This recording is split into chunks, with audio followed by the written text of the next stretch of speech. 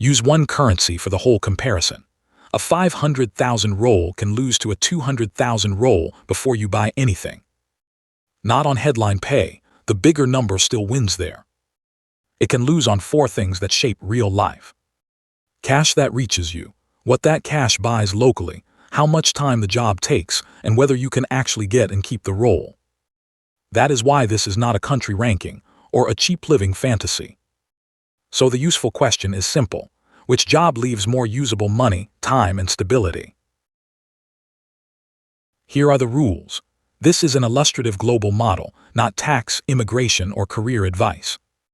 We compare the same person looking at two realistic offers, one very high salary in an expensive global hub, and one smaller salary in a lower-cost place. Same person matters because skills, family needs, language, work rights, and risk tolerance change the answer. We keep the currency consistent. Then the scoreboard never changes. Cash that reaches you, what it buys, time the job takes, and whether you can get and keep it. Start with money that actually reaches you. Every country has its own mix of income tax, social contributions, payroll charges, health insurance, pension rules, and required payments. Some places look low tax until private costs fill the gap. Others look high tax but include things you would otherwise buy yourself. This is where the big salary usually still leads, but the visible lead gets smaller. So the first test is not which country is cheapest. The first test is, after local rules, how much usable cash does this specific role leave? Then split geography into two parts. The country sets tax rules, visas, health systems, labor law, and currency. The city sets rent, commute time, school costs, and the local job market. A high salary in an expensive global hub is not the same life as a lower salary in a lower-cost city, where the job is actually reachable. Two cities inside the same country can feel like different financial worlds. The point is not to crown one place. It is to compare the place where the job exists with the place where life is actually paid. Now convert salary into local life. Exchange rates alone are not enough because the price of rent, transport, childcare, food, healthcare, and services changes by city. That is why purchasing power comparisons exist. They ask what a unit of money actually buys in a local basket. Housing is usually the force that people feel first because it repeats every month and fixes the rest of the budget. A bigger salary can still buy less if the housing market and daily prices are extreme. A smaller salary can buy more if the city is affordable and the fixed bills stay low. Then add time. This is where the case often turns. A very high salary may come with 80-hour weeks, always-on availability, long commutes, and recovery time that never appears on a pay slip. A smaller salary may come with 45-hour weeks, remote days, shorter commutes, or more control. Time is not a soft lifestyle detail. It is the denominator of the whole comparison. Once you divide usable buying power by the hours the job takes from your life, the smaller role can win. Not because the salary is bigger, because each hour of life produces more usable value. Next, benefits and public services. A salary is not the whole package. Healthcare, pension contributions, paid leave, severance rules, childcare support, education costs, and employer benefits decide how much life you must buy separately. In one country, a higher tax bill may come with protections that lower private spending. In another, a lower tax bill may leave you buying more on your own.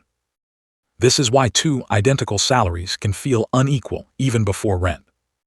The smaller salary only wins if the full system protects the paycheck, not if hidden costs quietly replace the missing tax. Then look at spending pressure. Expensive cities do not only charge higher rent. They often set a higher normal life smaller apartments that cost more. Restaurants that feel unavoidable professional clothes, networking costs, childcare transport.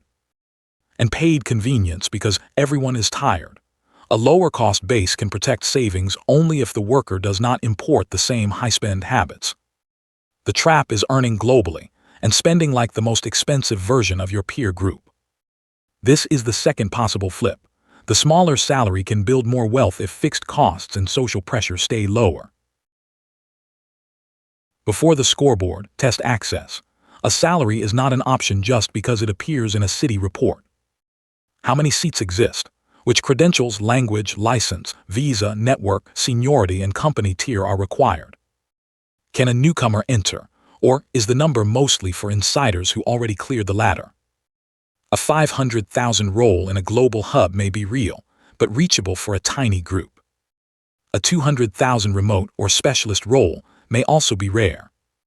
So the honest comparison is not, where is the highest salary?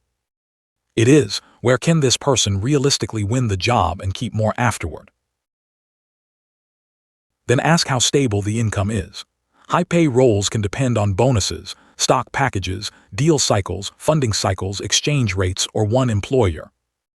International moves add visa risk, currency risk, family disruption, and the possibility that a job cannot be replaced locally at the same pay. A strong comparison asks what happens in a bad year, not only in the offer letter.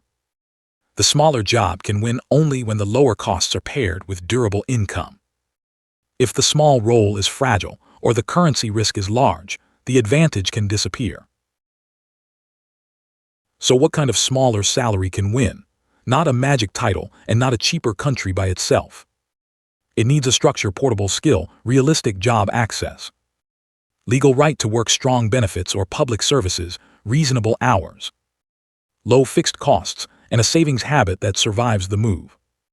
Think senior technical specialist, operations leader, medical professional, enterprise role, or founder-like niche skill where location control is real. If one of those pillars is missing, the smaller salary stops being a strategy and becomes just a smaller salary. The title is not the point, the structure is the point. Now the scoreboard. Line 1, headline salary, the bigger number wins. Line 2, after-tax and required cost cash. It depends on the country. Line 3, local buying power, the city can flip it. Line 4, value per hour of life. Hours and commute can flip it again. Line 5, job access and stability. This keeps the comparison honest. For some people, the global hub is still the better move. For others, the lower-cost role leaves the better life. A job you cannot get, cannot keep, or cannot legally work is not better because its headline number is larger. Final verdict: the bigger salary wins the headline. It does not automatically win after local rules, local prices, hours, benefits, job access, and risk. A smaller salary loses if it brings the same high costs, weak benefits, poor growth, or serious visa and currency risk.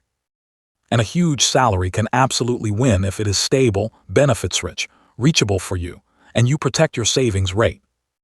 The useful question is not, what does the job pay? It is, what does this job leave in this country, in this city for this person? Comment the career and city career casebook should test next.